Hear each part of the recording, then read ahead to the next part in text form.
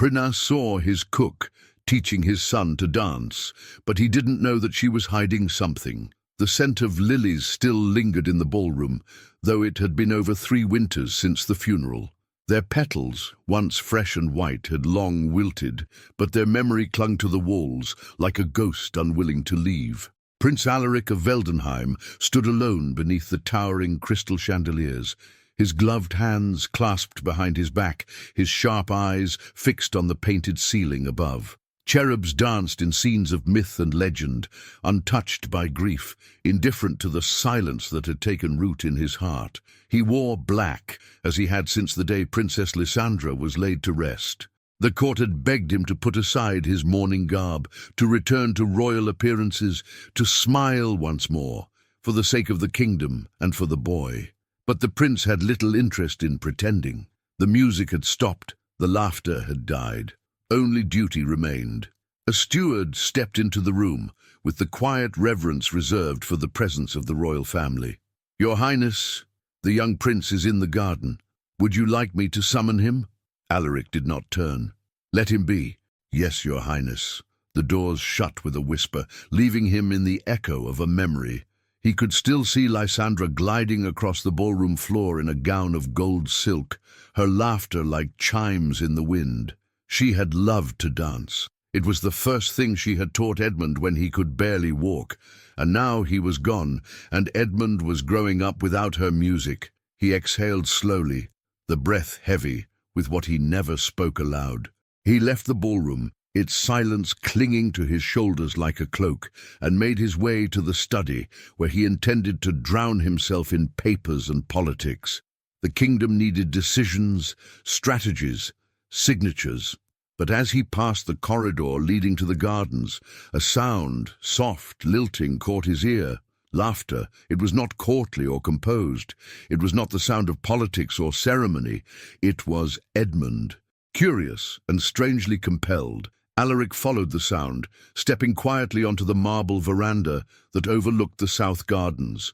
There, beneath the shade of the pear trees, danced a strange little trio. Edmund, barefoot and breathless, spun in clumsy circles.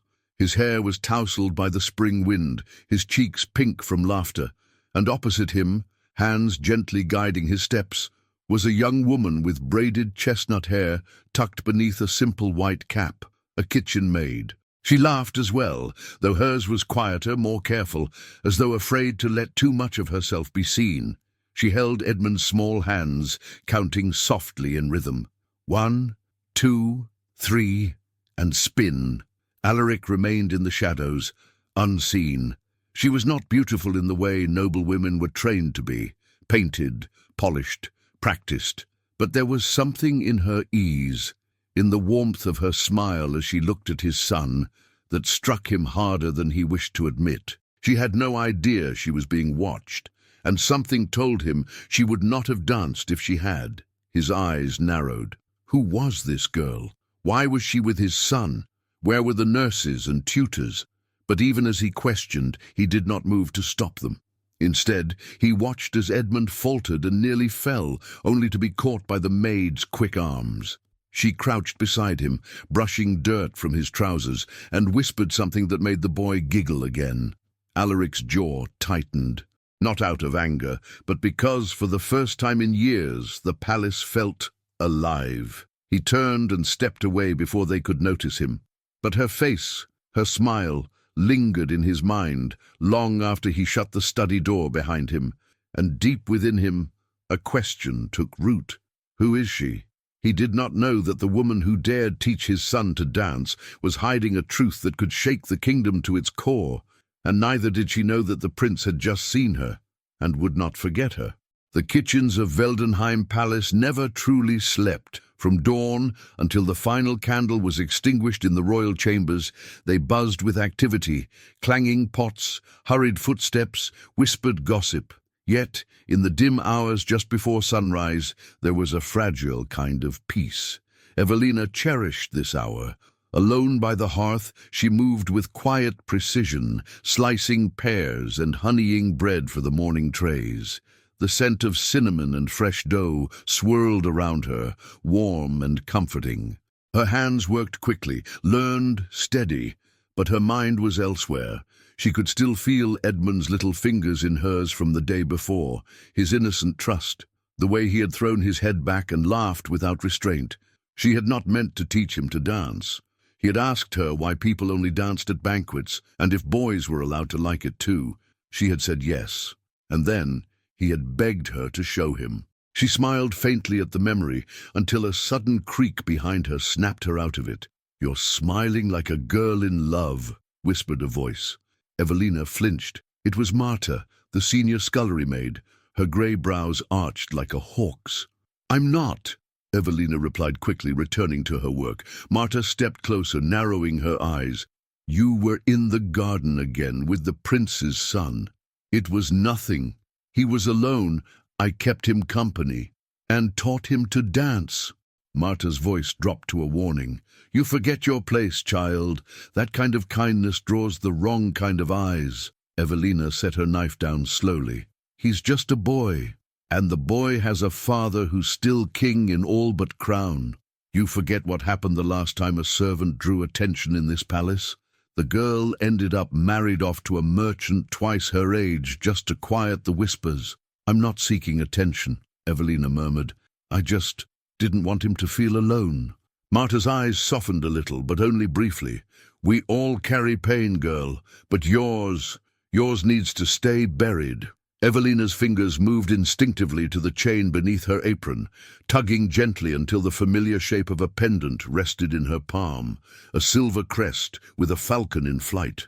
Once it had belonged to her father. Once it had been her birthright.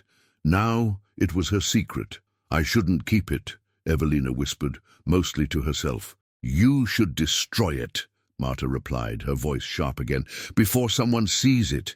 You've done well these past 2 years. No one suspects. Don't let a child's laugh ruin your disguise." Evelina tucked the pendant back beneath her blouse, letting the chain rest against her skin like a hidden scar.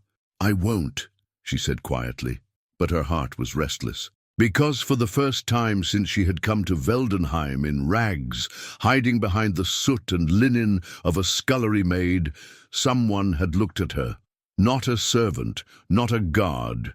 The prince. He had seen her, and though he said nothing, she had felt it. The weight of his gaze like a hand on her spine. She knew she had been foolish to dance, but she also knew something else. She missed being seen, and worse still, she missed being who she once was. The great halls of Veldenheim were built to intimidate. Every column carved, every tapestry woven, each chandelier hung not for comfort, but for spectacle. Even at supper, the table stretched absurdly long, fit for a feast of 20, yet tonight, as on most nights, it sat mostly empty. At one end sat Prince Alaric, at the other, his son, Prince Edmund, swinging his legs and poking at a roasted carrot with visible displeasure. The boy sighed, loudly. Alaric arched a brow. "Is the royal carrot not to your liking?" Edmund glanced up sheepishly. "It would taste better if Miss Evelina made it."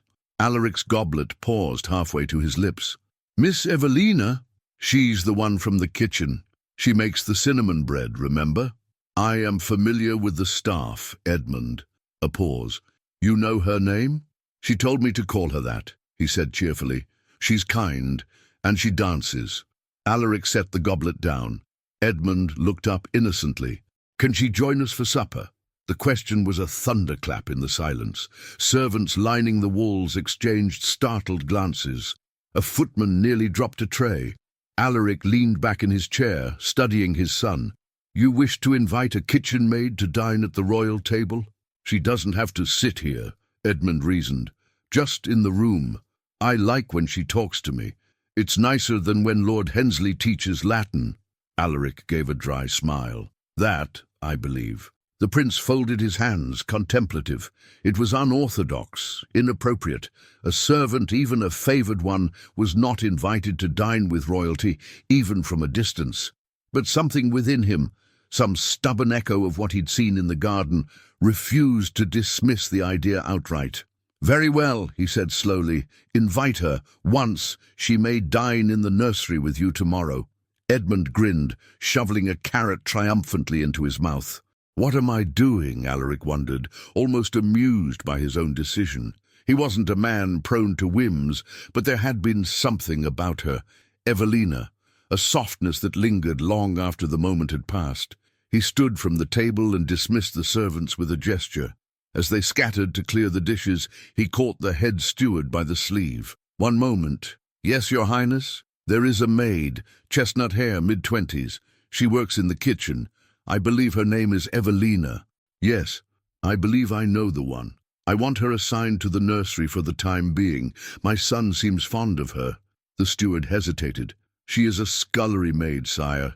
If I may—" "You may not." Alaric's voice was cool and absolute. "She will be moved quietly." The steward bowed.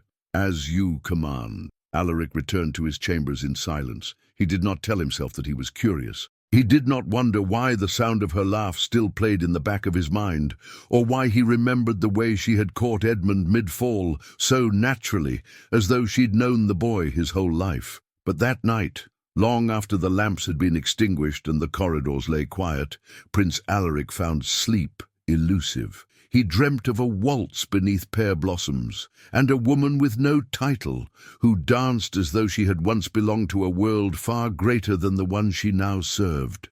The sun rose pale and stubborn behind grey clouds, casting a muted glow across Veldenheim Palace. Inside the council chamber, the air was far less subdued.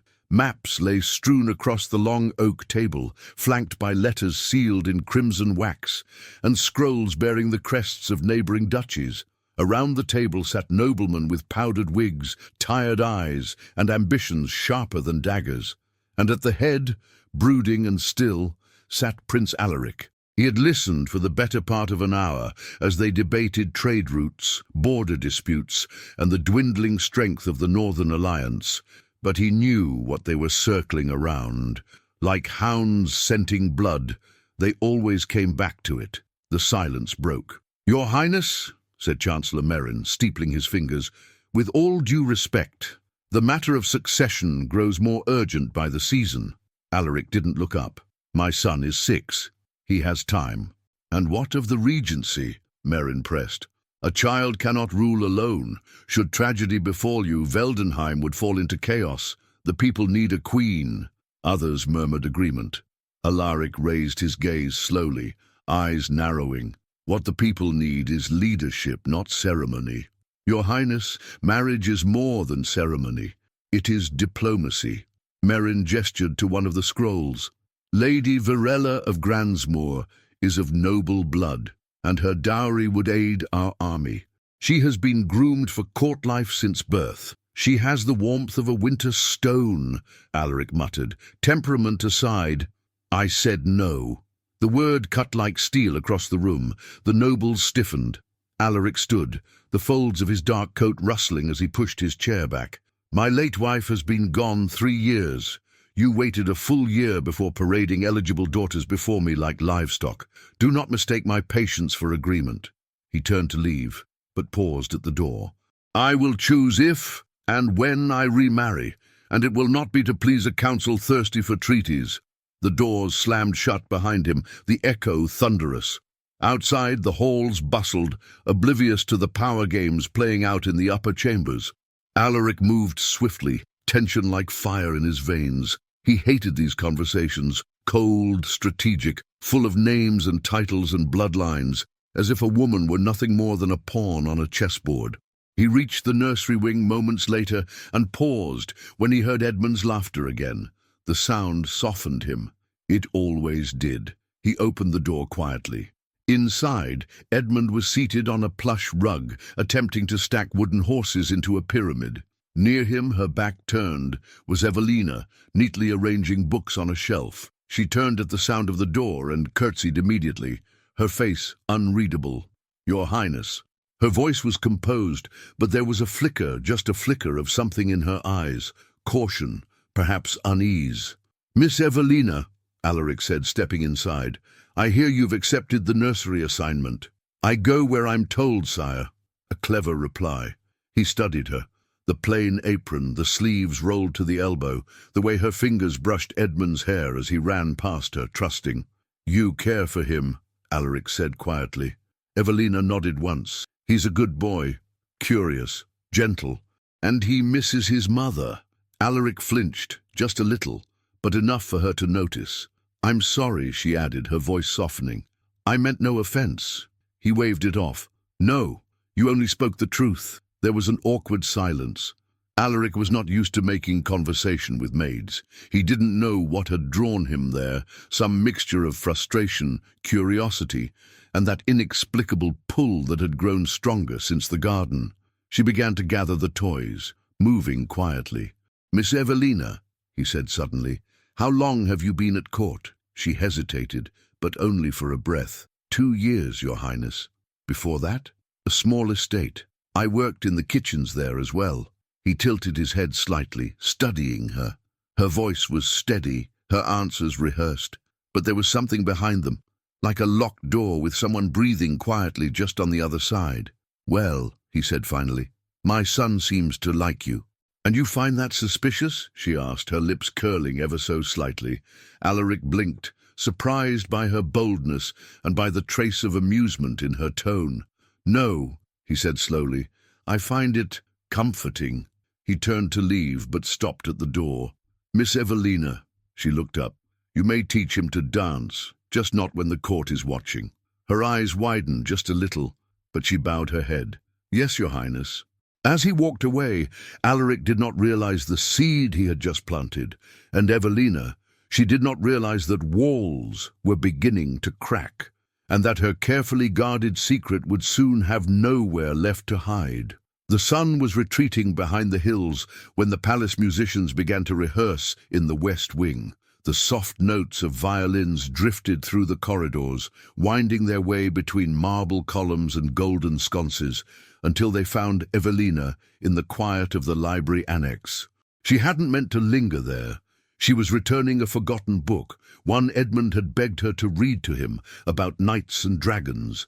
But the music, the melody, was old. A court waltz, one few remembered, played only at rare celebrations, long before the Queen's death. Her hand paused on the spine of a book as the tune reached its crescendo. Without realizing it, her foot moved gently, then the other. Her hips turned, and her fingers fluttered upward, as if holding the air itself. It was only a whisper of movement, a ghost of a dance. But in that moment, Evelina was no longer a kitchen maid. She was Evelina d'Auberger, daughter of House d'Auberger, once of the highest nobility in the southern provinces. She had danced this waltz in gilded halls, her hair threaded with pearls, her heart still untouched by betrayal. And for one fleeting breath, she forgot the danger, until a shadow passed across the bookshelf. She spun around, eyes wide. It was him, the palace guard, one of the quieter ones, older, watchful. Forgive me, Evelina said quickly, dipping her head. I didn't see you there. I noticed, he said. His voice was gruff but calm. That was no servant's dance. Her heart skipped. He stepped forward, eyes narrowing slightly. Where did you learn it? She forced a nervous laugh. From watching the nobles through the kitchen doors, I suppose. He didn't smile. Very few outside the old noble houses know that waltz, he said. Certainly not kitchen staff. She clenched her hands at her sides, keeping her voice light. Well, I've always had a good memory. He studied her in silence, then gave a slow nod. Perhaps. And then, just as suddenly, he turned and walked away. Evelina stood frozen, every muscle tight. Only when the echo of his boots had disappeared did she release the breath she'd been holding. He suspected something. She had slipped, and worse, she had done so within palace walls. Back in her small chamber that night, Evelina lit a single candle and pulled the pendant from beneath her blouse once more. The silver glinted in the low light, the falcon on its crest catching a flicker of flame. 2 years of silence, 2 years of hiding. She had cut her hair, traded silk for rags, and buried her name beneath soot and flour. She had survived the betrayal of her father's closest ally, the fall of her house, the burning of her estate. And she had sworn to never let the past surface. But the prince's gaze, His presence was dangerous. He saw more than others did, and the more time she spent in the nursery, the more she feared the wall between them was cracking, not just because of who he was, but because of how he looked at her now, not with suspicion, but with recognition, as though he had begun to see past the apron, as though, deep down, he knew she didn't belong in the kitchens, and she never had. The sky over Veldenheim was the color of ink, scattered with stars that shimmered faintly above the palace spires. It was the kind of night that whispered of secrets and stilled the world into silence. Inside the nursery, the soft glow of lanterns cast golden pools across the floor. Edmund, clad in a nightshirt, tiptoed to the window and peeked outside, mischief dancing in his eyes. "Miss Evelina," he said with a grin, "the moon is full. That means it's a perfect night for dancing." Evelina raised a brow from where she was folding linens. "Is that so, young master?" "Everyone knows moonlight makes your feet lighter," he insisted. "It's how the forest spirits dance in the stories." She chuckled softly, setting the linen aside. "Then I suppose it would be foolish to ignore such an opportunity." "Let's go to the garden," Edmund whispered, already running to the door. "No one will see. Your father would—" "Please," he pleaded, turning back. "Just one dance." "I'll sleep right after." She hesitated. The risk was real, but so was the light in his eyes. The boy who had lost his mother, who carried a loneliness he didn't yet understand, was asking for something gentle, something pure. Evelina gave a slight nod. "Very well, one dance." Moments later they slipped barefoot into the cool grass of the south garden, moonlight bathing the hedges and fountains in silver. Pear blossoms trembled in the breeze, scattering petals like snow. Evelina held out her hand, and Edmund took it with glee. "1, 2, 3, she murmured, leading him in a slow circle. 1, 2, spin." They twirled beneath the trees, laughter echoing in the still night. She hummed a tune, soft and familiar, a lullaby that had once belonged to her mother. "You dance better than the court musicians," Edmund said proudly. She curtsied deeply. "Why, thank you, my prince." He giggled and curtsied back, his steps clumsy but sincere. Then a voice interrupted. "A bold thing to say, calling her your prince." Evelina froze. Prince Alaric stood at the edge of the garden path, his arms crossed, eyes glinting with something unreadable. He had shed his royal coat, wearing only a dark shirt and trousers, simple yet elegant. The moon caught the edge of his jawline, sharpening it into shadow. "Father," Edmund beamed, "we're dancing." "I see that." Evelina straightened immediately, her body rigid. "Forgive me, your highness. The boy insisted." "I'm not angry." Alaric stepped closer. "Though I am surprised to find a maid teaching my son courtly waltzes under the moon." Evelina dipped her head, voice calm. "A servant should never presume too much. I forgot myself." Alaric studied her carefully. "You seem to forget yourself quite elegantly." She swallowed. Edmund tugged his father's sleeve. "Dance with us?" The prince blinked. "I haven't danced in years." "You should," Edmund insisted. "She's very good." Alaric's gaze moved to Evelina. Her cheeks were flushed, eyes downcast, hands folded demurely in front of her. "I won't force her," Alaric said gently. "Dancing with a prince could be considered dangerous after all." Evelina looked up, searching his expression for mockery. There was none, just quiet challenge, and something else, curiosity wrapped in warmth. She hesitated, then nodded once. The moment his hand met hers, a jolt passed between them. Neither spoke of it, but both felt it. He took her waist lightly, and she moved with the grace of someone who had once been trained behind ivory doors, not brick kitchens. They danced in silence, the wind their orchestra, the moon their audience. It was not a grand dance, not fast, not rehearsed, but it was honest. When it ended, they stood too close. Her hand still in his eyes fixed on hers. "My son is right," Alaric said softly. "You are very good."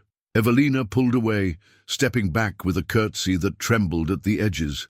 "Good night, your highness." She turned before he could say another word, taking Edmund's hand and disappearing into the corridors. Alaric remained in the garden.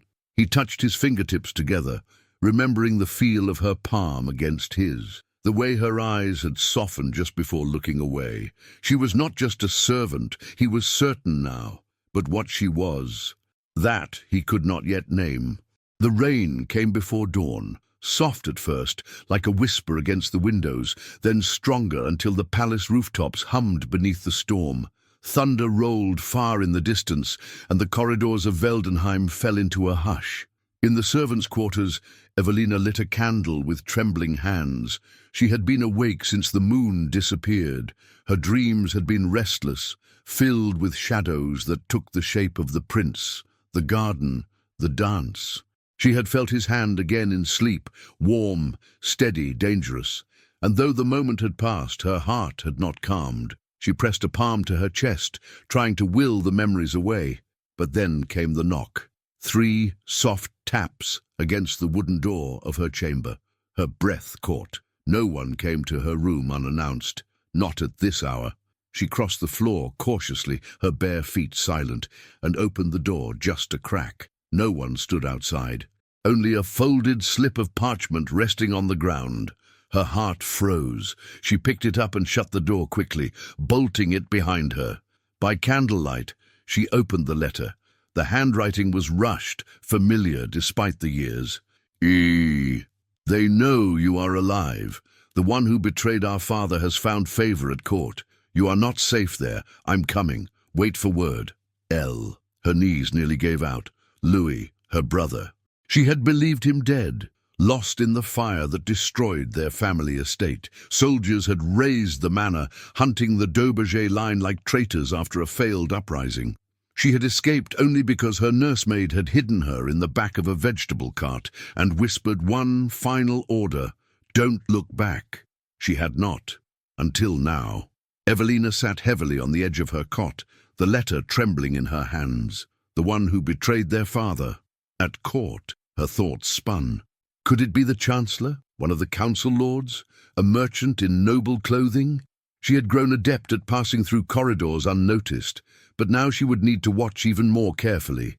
Someone had brought down House Dauberger, and that someone was within these walls. She rose, crossed to the corner of her room, and pried up a loose floorboard. Beneath it lay the only remnants of her past life, the pendant, a crumpled handkerchief with the family crest, and an old ribbon from her mother's comb. She tucked the letter into the bundle and lowered the board back into place.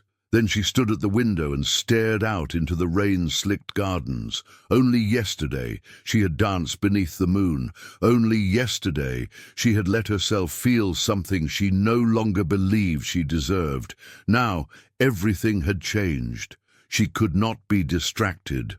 Not by Edmund's laughter, not by Alaric's eyes, not by the hand that had so gently found hers. The past was rising like smoke beneath the floorboards, and the fire was coming again.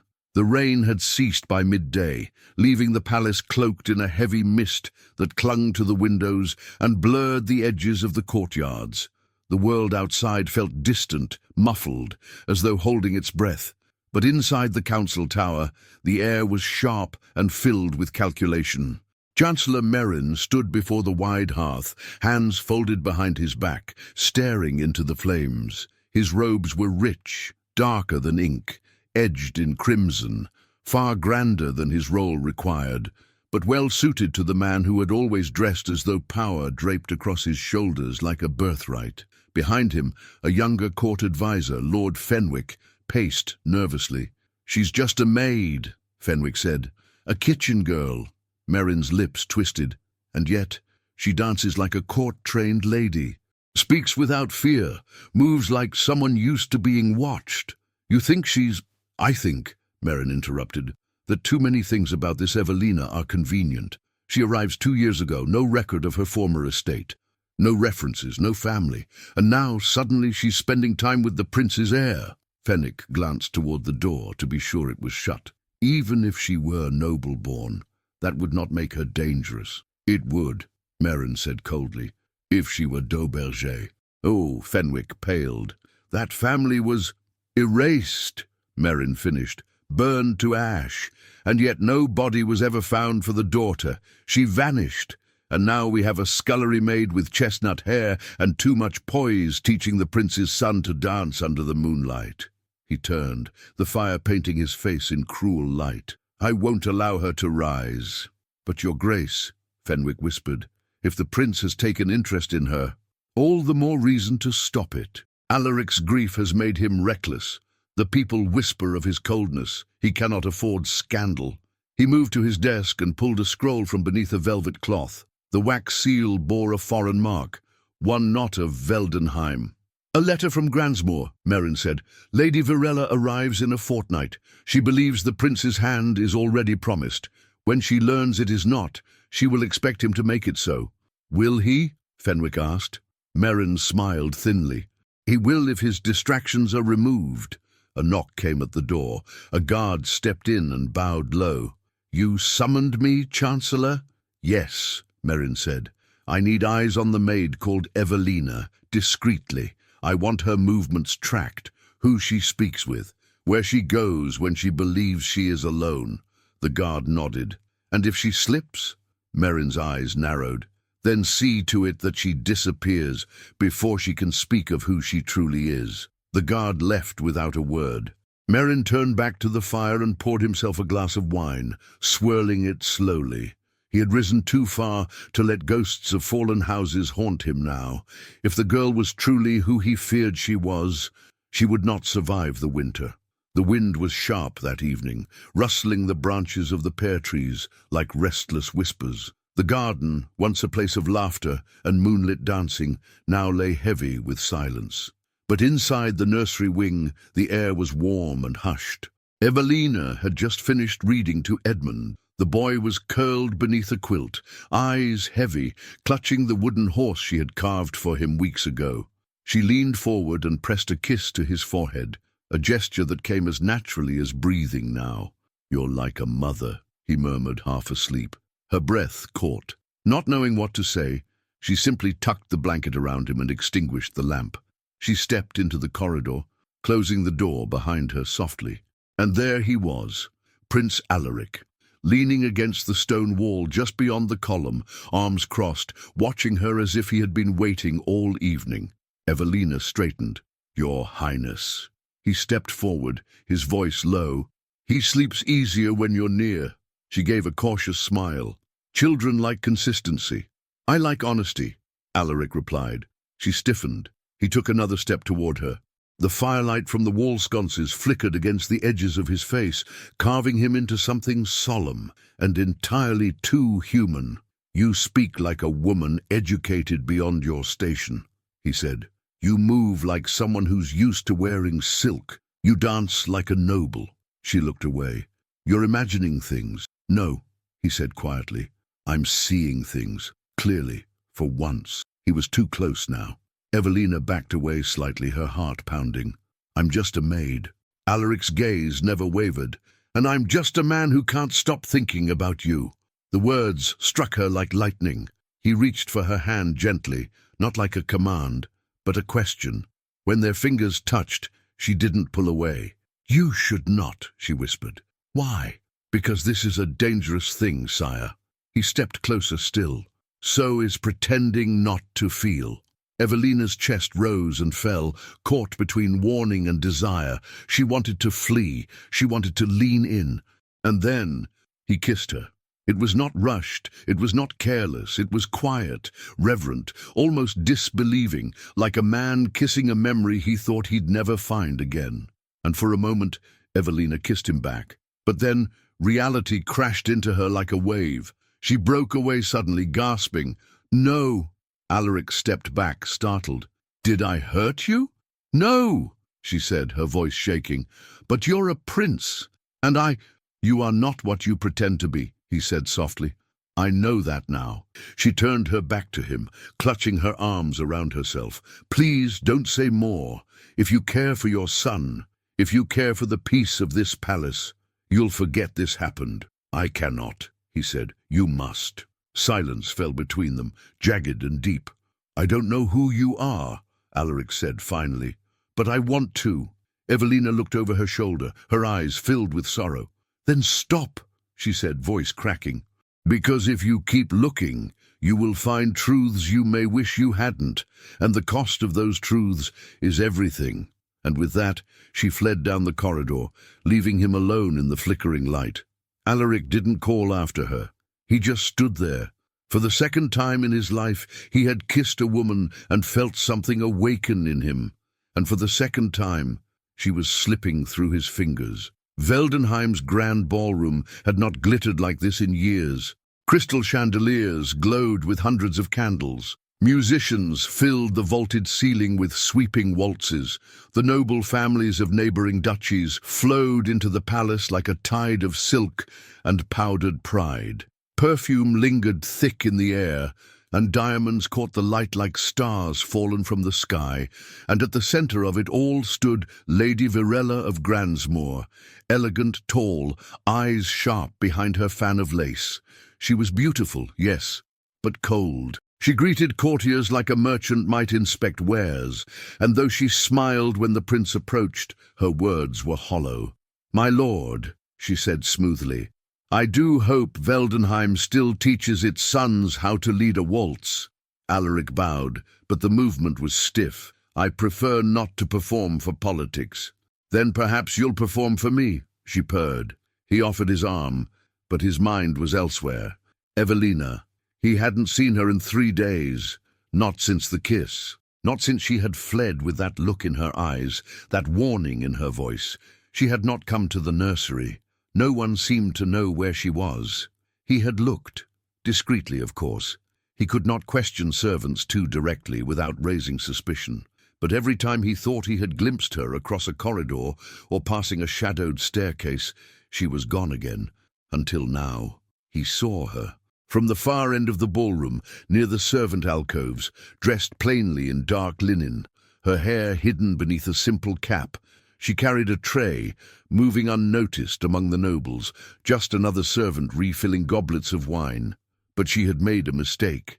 She looked up, their eyes met, and the music stopped, for Alaric at least. The crowd blurred, the ballroom faded, and there was only her. Evelina froze. She hadn't wanted to be there. Marta had begged her to trade shifts, and the head steward had insisted the extra help was needed for the ball. She'd tried to refuse, but refusal had consequences for a maid who drew too much attention. Now she was trapped in the one place she should never be, beneath the chandeliers, surrounded by eyes, with his gaze piercing through her like a blade. She turned away, heart thundering. Too late. From across the room, Chancellor Merrin saw the prince's expression change. He followed the line of Alaric's gaze and saw her. A cruel smile curled at the edge of his mouth. Showtime. He raised a goblet and struck it with his ring, the clear chime slicing through the music like a bell at judgment. "Your Highness," he called, loud enough for all to hear. "Before we toast the alliance with Gransmoor, I believe there's a matter of intrigue among your staff worth addressing." Alaric's face darkened. "This is not the time."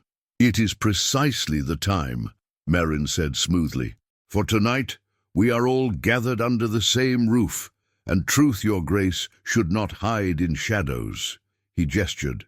2 guards stepped forward and seized Evelina by the arms. A gasp rippled through the crowd. "Unhand her!" Alaric barked, his voice sharp with command. But Evelina stepped forward of her own accord, slipping free of their grasp. Her tray crashed to the floor, goblets shattering at her feet. "Let them speak," she said. Everyone stared. Her voice was calm, too calm. Merrin's voice rose like poison. "This woman is no kitchen maid. She dances like a noble, speaks like a lady, and most damning of all, she wears this." He held up the pendant, her pendant. The falcon crest shimmered in the firelight. Alaric's eyes widened. Evelina looked at it, then at the prince. "I did not give it away," she said. "It was taken from my chamber. But yes, it is mine." A murmur broke out. Merrin pressed on. "She is Evelina d'Auberger, daughter of a traitorous house, disguised as a servant, living among us, deceiving a prince." Silence fell like a blade, then softly, "Is it true?" Alaric's voice was the only one that mattered now. Evelina lifted her chin. "Yes." A gasp swept through the ballroom. "But I did not come here to deceive you," she said, her voice steady. I came here to survive. Eyes turned to the prince. He looked at her, not as a ruler judging a subject, but as a man watching a truth he hadn't wanted to face unfold before him. He could have banished her with a word, condemned her with silence. Instead, he said, "Leave us." Everyone froze. "The court is dismissed," Alaric repeated, louder. "Now." One by one, the nobles backed away, murmuring, casting furtive glances as they filed from the room. Only Evelina remained, still surrounded by 2 guards. Alaric walked slowly to her. They stood alone now, save for Merrin, who lingered at the edge, furious and watchful. The prince looked at her. Not the dress, not the crest, not the lie, just her. "I knew there was something," he whispered.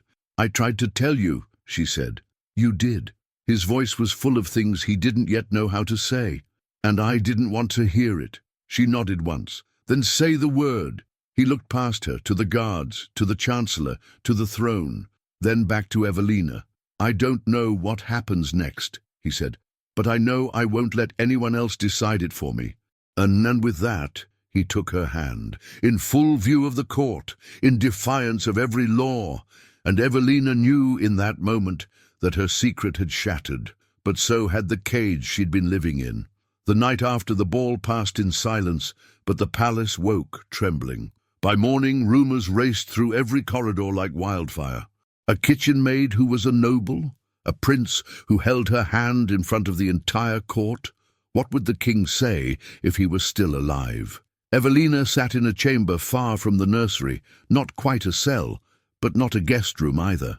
It was cold, with bare walls and a single narrow window, high enough that she could only see the grey sky and not the world below.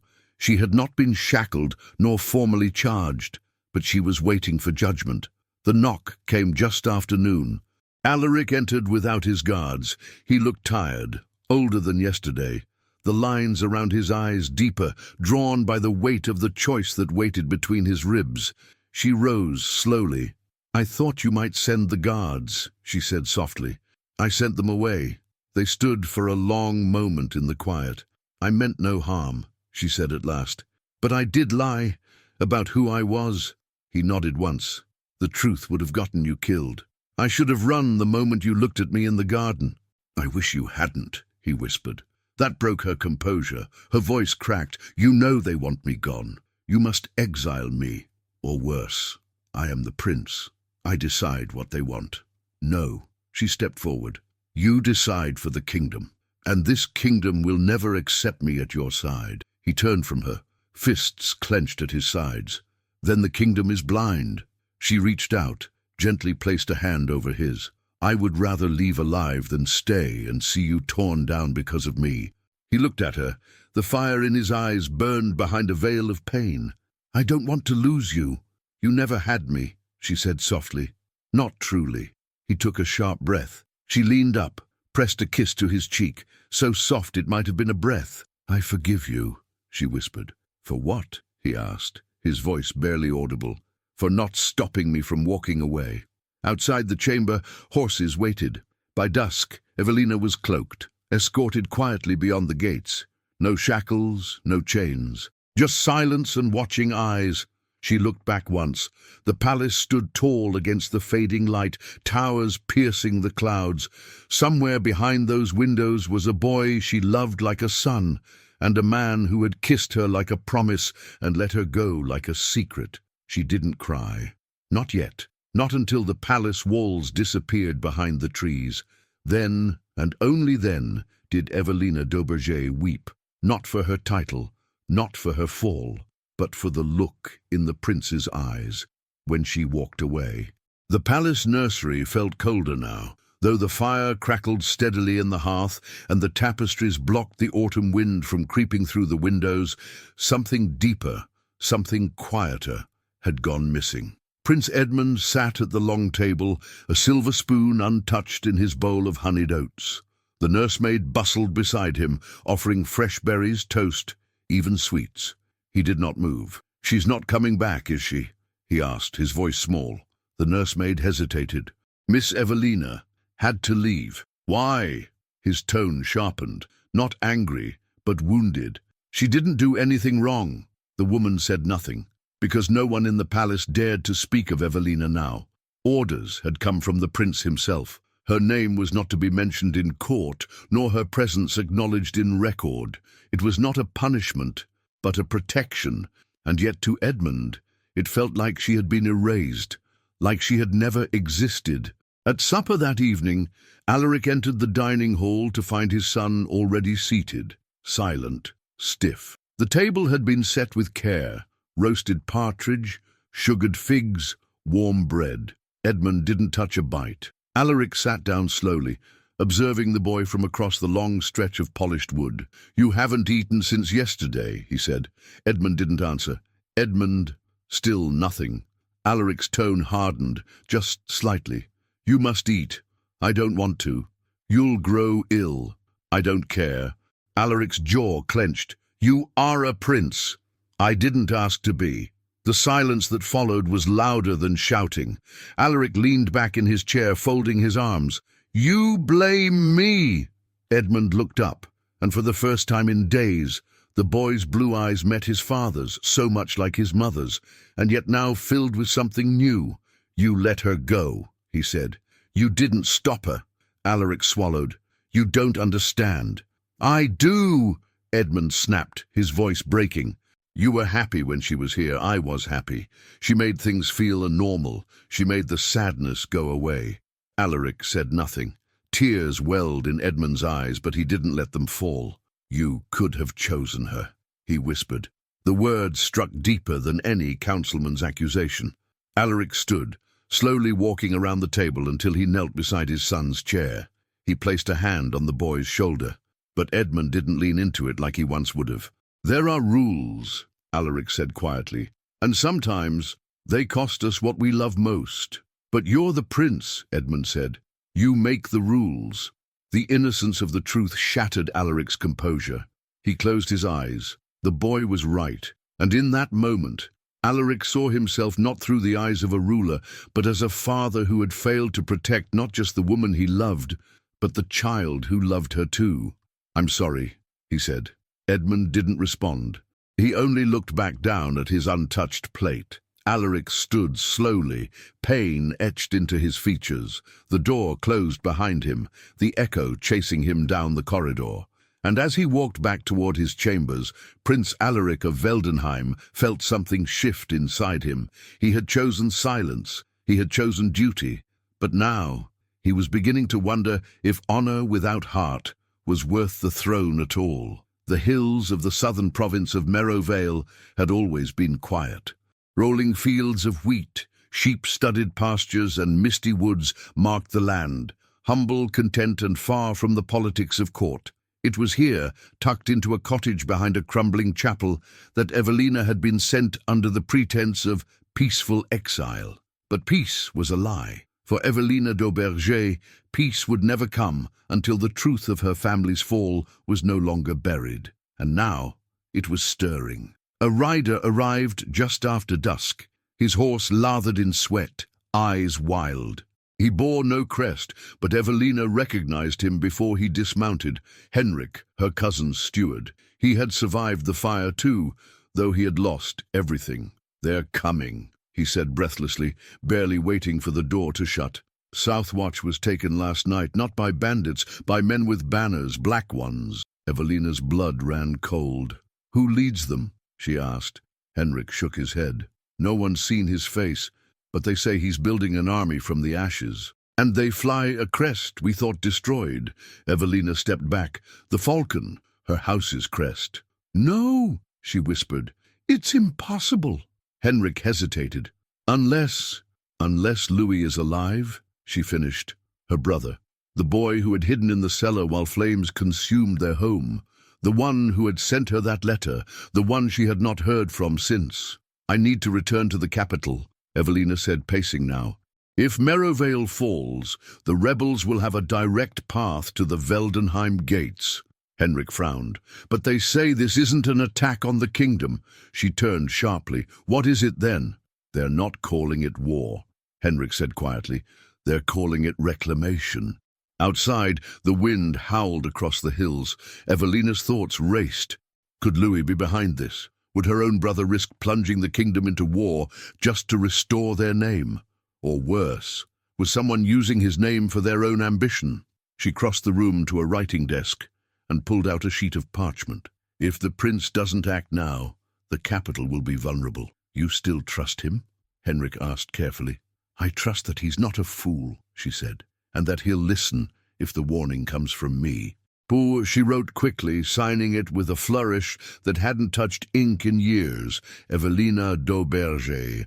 She sealed it with wax, unmarked but folded in the precise way her brother would recognize. Take this to the palace, she said. Ride through the night. Put it in Alaric's hands yourself if you can. Henrik hesitated. And if he doesn't read it? Evelina looked toward the distant hills where fire flickered on the horizon. Then we've already lost. Meanwhile, back at Veldenheim, Alaric stood on the western balcony, the wind pulling at his coat. A messenger approached, breathless, bearing the letter. The moment he saw her handwriting, curved, elegant, unmistakable, his pulse quickened. He read the message once, then again, and then he called for his captain of the guard. Send scouts south, he commanded. Now, I want eyes on Merivale before the sun sets. The captain bowed. What are we looking for, sire? Alaric stared into the distance, the letter clenched in his fist, an old fire rising from new ashes. And in his chest, something else rose too, hope. She had written to him, and with that he knew one thing. Evelina was not gone, and her story, their story, was not finished yet. The morning broke over Veldenheim with skies streaked in scarlet and gold, the kind of sunrise that looked like prophecy. Prince Alaric was already in the stables before the first bell rang. He wore no crown, no ceremonial cloak, just leather armor, a dark wool coat, and the sword that had once belonged to his father. The guards tried to dissuade him. "Let the captains ride in your stead," they pleaded, but he would not stay behind palace walls. Not this time. Not when the one person who had shown him truth beyond duty, warmth beyond politics, was calling him from exile with the warning no one else dared speak. Evelina was out there, and he would not let her fight alone. The ride south was hard and fast, through forest paths and stone bridges, over hills slick with morning frost. The royal banners barely kept pace with the pounding of hooves, but Alaric led them, face unreadable, heart thundering. At dusk, they reached the high pass overlooking Merivale, and there, in the valley below, was the smoke. Farms burned, banners flapped in the wind, black with the mark of the falcon. Not an invasion, a resurrection. Alaric's scouts returned swiftly with reports. Armed men in hundreds, not yet attacking but claiming territory in the name of justice. A woman in exile had warned them first. And in the village chapel, barricaded with only a few loyal villagers and a steward at her side, was Evelina, alive. Alaric dismounted at the foot of the chapel hill. He approached on foot, sword sheathed, hands empty. Villagers watched from windows, cautious and unsure, their faces tired from fear. And at the door of the chapel she appeared, cloaked in grey, hair windblown, cheeks pale from worry. But her posture was straight, her chin lifted. She was not a servant anymore. She was Evelina d'Auberger, and she looked at him not like a prince, but like a man who had something to prove. "You came," she said softly. "I rode through the night." "Not for me, surely," she said, voice laced with pain. "I betrayed you." "No." He stepped closer. "You survived. You lost everything and still stood tall. You warned us when no one else dared. And that letter—" his throat tightened. "You didn't have to send it." "I did." "Why?" She hesitated. Then, finally, she said the words she hadn't dared speak in the palace halls. "Because I loved you." A silence stretched between them, broken only by the wind. "I still do," she added. He exhaled, as though the weight of months fell off his shoulders. "I let you go," he said, "and I regretted it every moment since. I thought I had to choose between duty and you, but now I know choosing you was the only duty that ever mattered." She blinked, tears caught on her lashes. Alaric reached for her hand, and this time she didn't pull away. Behind them, The villagers stepped back respectfully as the royal guard approached, and the chapel bells rang out into the wind. A prince had come not to conquer, but to kneel beside the woman he had once lost.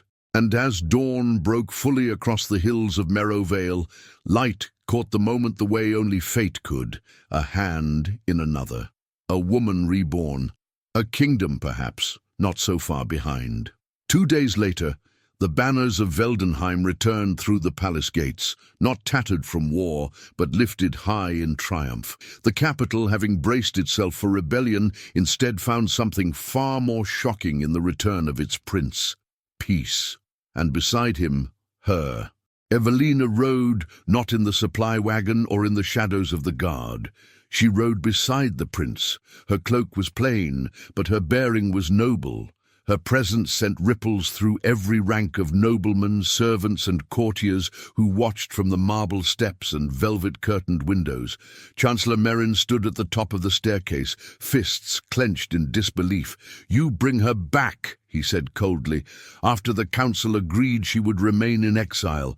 "I do," Alaric replied, dismounting. "And under what title exactly?" Merin's voice sharpened. "You would defy every alliance for the sake of an old house and a fallen name." "No," Alaric said simply, turning to face the crowd that had gathered. "I bring her back not for the sake of her house, but for mine." He ascended the steps and turned to face the people, nobles and guards alike. 2 years ago, a woman came to this palace wearing no jewels, no title. She mended linens and carried trays. And in that time, she earned the love of my son, and my own. Gasps spread like wind through dry grass. Merin stepped forward. "You speak of love as though it governs law." "I speak of truth," Alaric snapped. "This kingdom cannot be built only on legacy. It must also be built on loyalty, and she has shown more loyalty than most men in this court ever have." He turned back to Evelina. "In front of the crown, the council, and the gods who watch us," he dropped to one knee. Gasps turned to stunned silence. "I ask you to become my wife, not as a symbol, not as a political match, but because you are the only woman I trust to stand beside me, and the only one I cannot live without." Evelina stood motionless, lips parted in disbelief. Then, slowly, she stepped forward. "You're certain?" she whispered. "You know what they'll say." "I don't care. You'll face resistance." "I've faced worse alone," he said, standing, "and never once with the hope of someone by my side." A hush fell over the courtyard. Then Evelina nodded. Yes, it was not grand, it was not shouted, but the word echoed through the arches like a hymn. Later that day, the marriage decree was issued. Royal scribes wrote her name with shaking hands: Lady Evelina of House d'Auberger, restored by sovereign order, future princess consort of Veldenheim. Some nobles protested. Others, seeing the people rejoice, bent with the wind. And as bells rang from the palace towers, a boy named Edmund ran barefoot through the halls, laughing as he had not done in weeks. The wedding was set to take place in the Rose Chapel at the edge of the royal gardens, an intimate affair by royal standards. But before vows could be spoken, before rings could be exchanged, there was the matter of court, and the court was not pleased. The throne room buzzed like a nest of hornets, polished boots echoing across marble, silks rustling with veiled disapproval. The noble houses lined the gallery in rows, their expressions painted in restraint, curiosity, and outright contempt. At the center stood Prince Alaric, his shoulders squared, his voice unwavering. "I have named Evelina d'Auberger my future consort," he said. "It is done." Your Highness," boomed Lord Ellerton, a white-haired duke from the northern provinces, "you speak as if marriage were a private affair. But your choice reshapes alliances, alters legacies. She bears a disgraced name. She also bears loyalty and courage," Alaric replied coolly. "When danger approached our gates, she warned us, alone. While most of you debated inheritance, she protected the realm." The room rippled with discomfort. Lady Varella, resplendent in a crimson gown, spoke next. Her voice was cold sugar. "And what shall we call her then? A queen born from soot? a princess who once scrubbed floors. Evelina stepped forward. She wore no jewels, no tiara, only a simple blue gown, the same shade she had worn when she first danced with Edmund in the garden. "I ask for no crown," she said, "and I claim no throne by birthright. Let me be judged not by the ashes I rose from, but by the choices I've made since." There was silence. Uncomfortable. "Then she has a noble spine," whispered a count to his neighbour. "More than some born to titles," the other muttered, but not everyone was swayed. Chancellor Merin stood last. "If you insist on this marriage, Your Highness," he said, "know that you set precedent, that commoners will dream of crowns. That power will slip from blood and spill into—" "Enough!" Alaric's voice was thunder. He stepped down from the dais, eyes locked on Merin's. "This court has forgotten that power does not lie in blood alone. It lies in character, in action, in truth. If any here believe me unfit to choose my own bride, let them say so now." The room went still. No one spoke, not even Merin.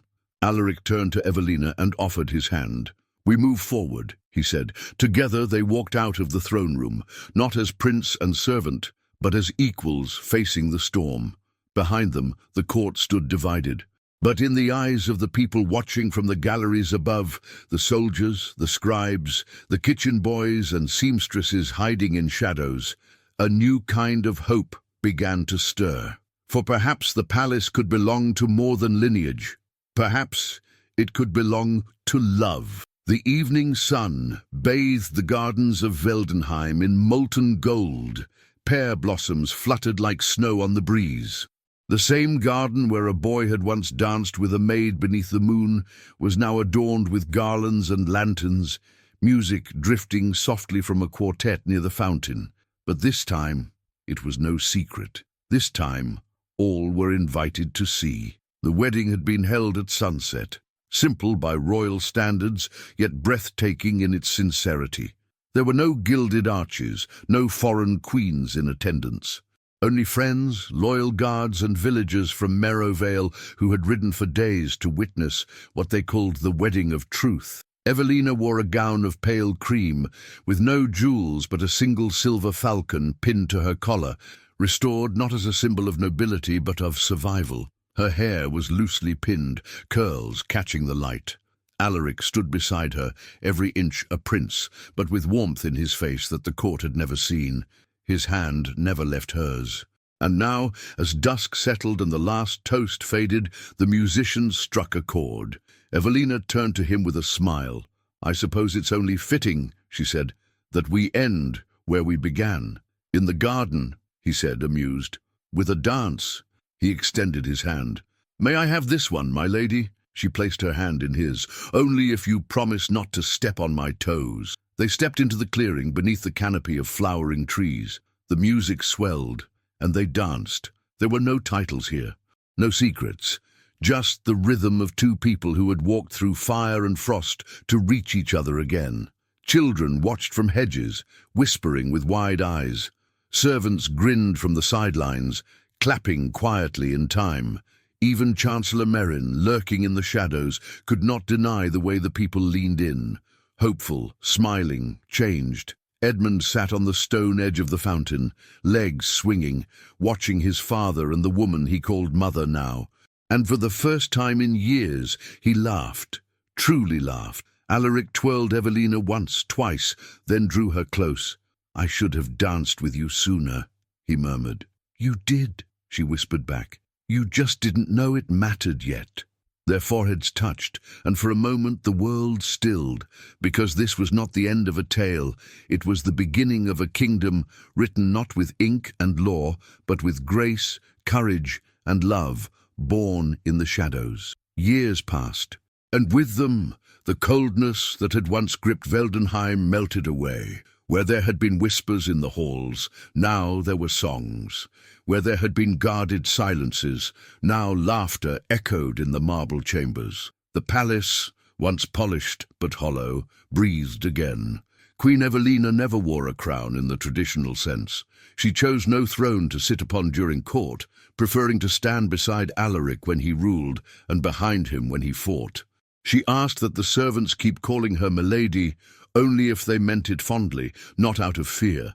She restored what her family had lost, not through vengeance, but through quiet courage. The house of Dauberger rose again, not as conquerors, but as protectors of the forgotten.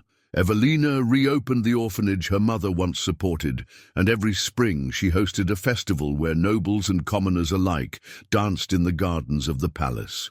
Under her guidance, women were allowed into the royal academies for the first time. She never spoke of the days she had been exiled, but sometimes, when the wind moved through the pear blossoms just right, she would touch the silver falcon pin at her collar and close her eyes and remember. Prince Edmund grew tall and curious, ever asking questions, always daring to challenge tradition. He called Evelina mother now, with no hesitation, not because he had been told to, but because he had chosen her.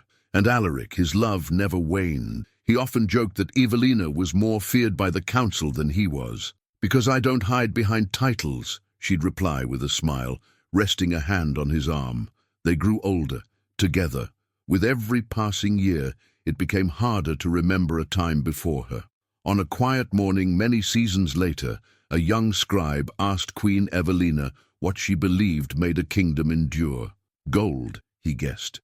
Armies? Bloodlines? She shook her head. None of those, she said softly. He blinked. Then what, Your Grace? She smiled gently, looking out across the garden, where Edmund danced with his future bride beneath the same pear trees. A kingdom endures, she said, when its heart beats for the people within it, when its rulers remember not just where they come from, but who they once were. The scribe wrote it down, and later it would be carved in stone beneath a statue in the garden, one that showed a prince and a woman dancing. No crowns, no titles, just love, the kind that changes everything. Forever. And now I'd love to hear from you. What was your favorite moment in this story? Would you have made the same choices as Evelina or Prince Alaric? Leave your thoughts in the comments. I read every one of them. If you liked this story, follow our channel for more romances full of secrets, emotion, and unforgettable love.